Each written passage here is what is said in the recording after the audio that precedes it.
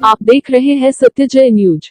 हमारे चैनल से जुड़ने के लिए हमारे चैनल को लाइक, सब्सक्राइब, कमेंट्स, शेयर अवश्य करें। साथ ही नए अपडेट पाने के लिए बेल आइकॉन दबाना ना भूलें। सत्यजय न्यूज चैनल आपका ही चैनल है। आप हमारे चैनल को गूगल, फेसबुक, ट्विटर, को ऐप, कुटुंब app, Instagram, WhatsApp, daily Hunt, LinkedIn जैसे सोशल मीडिया पर भी फॉलो कर सकते हैं।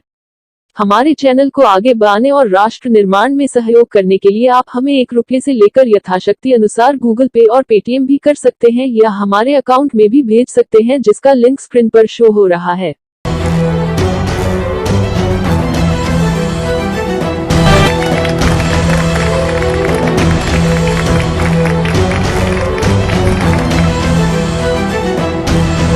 तुर्की में आए भूकंप के बाद ऑपरेशन दोस्त के तहत तैनात भारतीय सेना की मेडिकल टीम, एनडीआरएफ व अन्य संगठनों की टीम पहुंची भारत। अभियान हुआ पूरा। आपको बता दें, तुर्की में भारतीय सेना के ऑपरेशन दोस्त के तहत भूकंप पीड़ितों के लिए राहत बचाव अभियान में जुटी एनडीआरएफ भारतीय सेना की सभी टीम वापस भारत आ गई है। विदेश मंत्रालय के प्रवक्ता अरिंदम बागची ने ट्वीट कर दी जानकारी। 6 फरवरी को तुर्की और सीरिया में आए 7.8 तीव्रता के भूकंप के कारण 45,000 से ज्यादा लोगों की मौत हुई और 10 लाख से ज्यादा लोग बेघर हुए। इस संकट के समय तुर्की और सीरिया में सबसे पहले मदद पहुंचाने वालों में भारत शामिल था। भारत ने दोनों देशों में पीड़ितों की मदद के लिए ऑपरेशन दोस्त चलाया। भारत ने तुर्की और सीरिया में भारी मात्रा में राहत सामग्री भेजी और मोबाइल अस्पताल चलाया। तुर्की और सीरिया के सबसे ज्यादा प्रभावित इलाकों में भारतीय सेना के 250 जवानों को तैनात किया गया।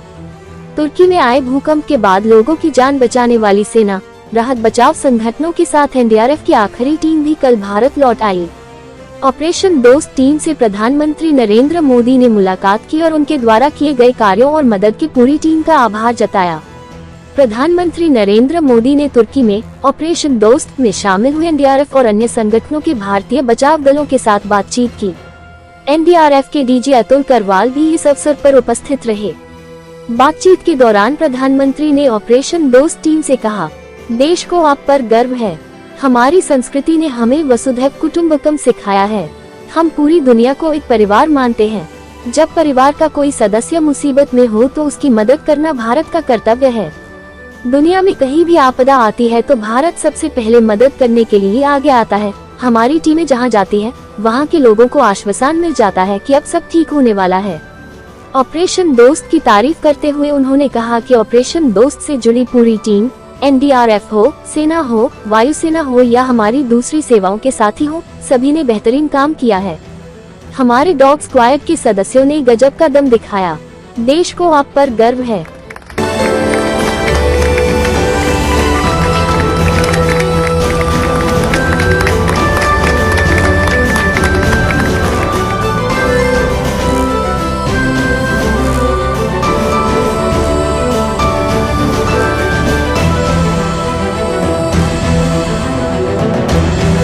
हमारी संस्कृति ने हमें वसुधैव कुटुंबकम की सीख दी है और ये मंत्र जिस श्लोक से निकले हैं वो बहुत ही प्रेरक है। अयम निज परोवेति गणना लघु चेतसा उदार चरिता नाम तू वसुधैव कुटुंबकम। अर्थात बड़े हृदय वाले लोग अपने पराये की गणना नहीं करते। उदार चरित्र वालों के लिए पूरी पृथ्वी ही अपना परिवार होती है, यानी वो जीव मात्र को अपना मानकर उनकी सेवा करते हैं। साथियों,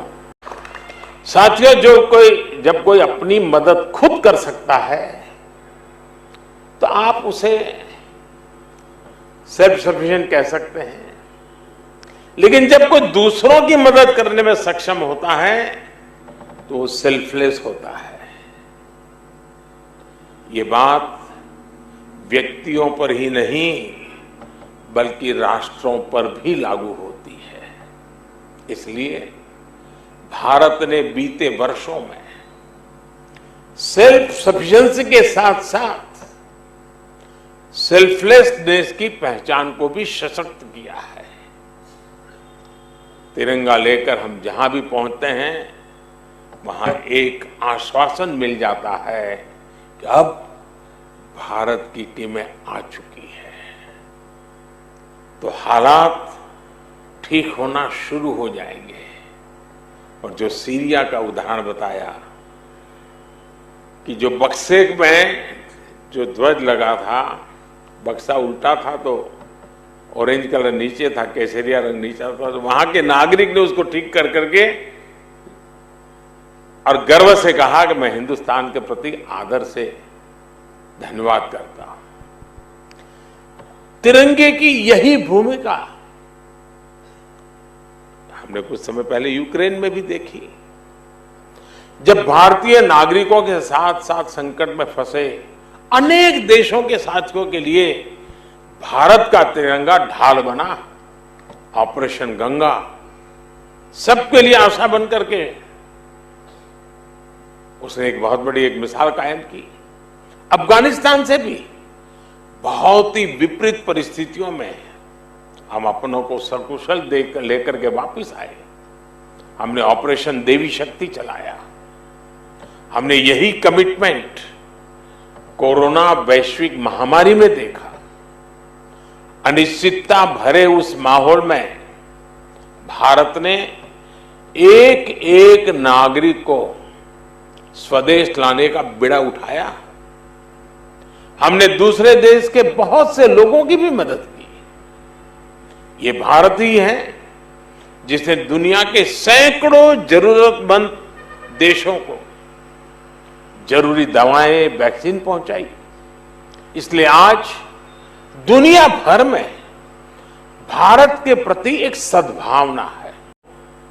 ऑपरेशन दोस्त मानवता के प्रति भारत के समर्पण और संकट में फंसे देशों की मदद के लिए तत्काल खड़े होने के हमारे कमिटमेंट को भी दर्शाता है। दुनिया में कहीं भी आपदा हो, भारत फर्स्ट रिस्पॉन्डर के रूप में तैयार मिलता है। नेपाल का भूकंप हो, मालदीव में, श्रीलंका में संकट आए हो, भारत सबसे पहले मदद के लिए आगे आया। अब तो भारत की सेनाओं के साथ साथ एनडीआरएफ पर भी देश के अलावा दूसरे देशों का भरोसा बढ़ता जा रहा है। मुझे खुशी है कि बीते वर्षों में एनडीआरएफ ने देश के लोगों में एक बहुत अच्छी साख बनाई है।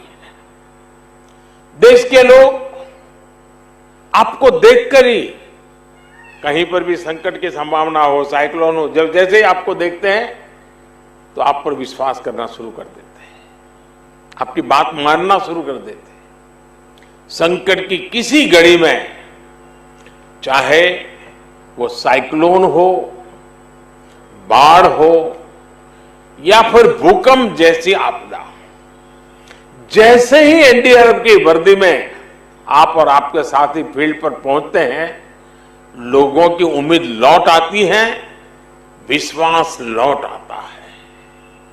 ये अपने आप में बहुत बड़ी उपलब्धि है।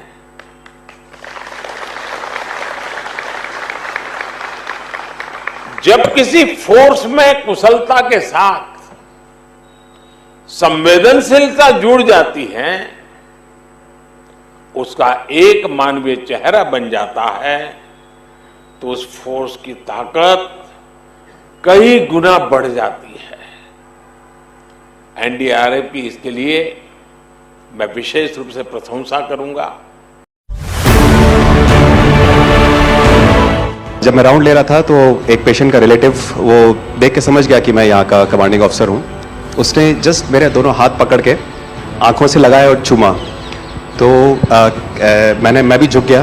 तो उसने कहा आप समझ सकते हैं ये इसका मतलब क्या है? मैंने कहा आप मुझे इज्जत दे रहे हैं। तो कहते हैं नहीं, आप मेरे पिता समान हैं।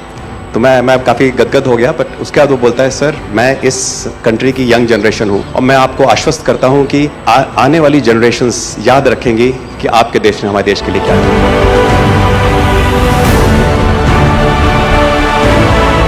महिला कह रही है कि मेरे लिए सबसे पहले अल्लाह है और आज की डेट में हमारे लिए सेकंड नंबर पे आप हो।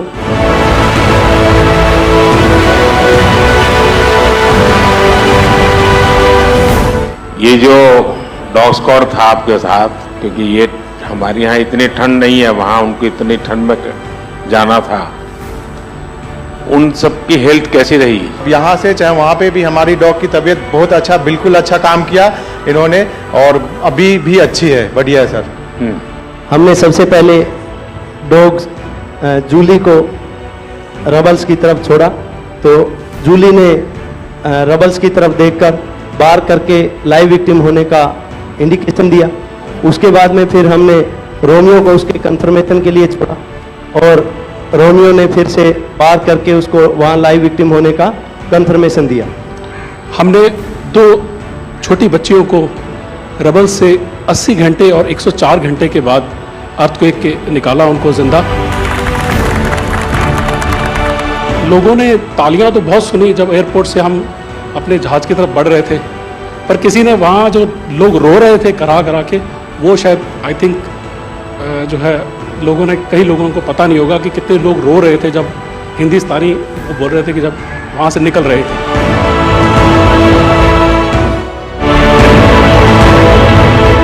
72 घंटे से ज़्यादा वो मलबे में दबी हुई थी।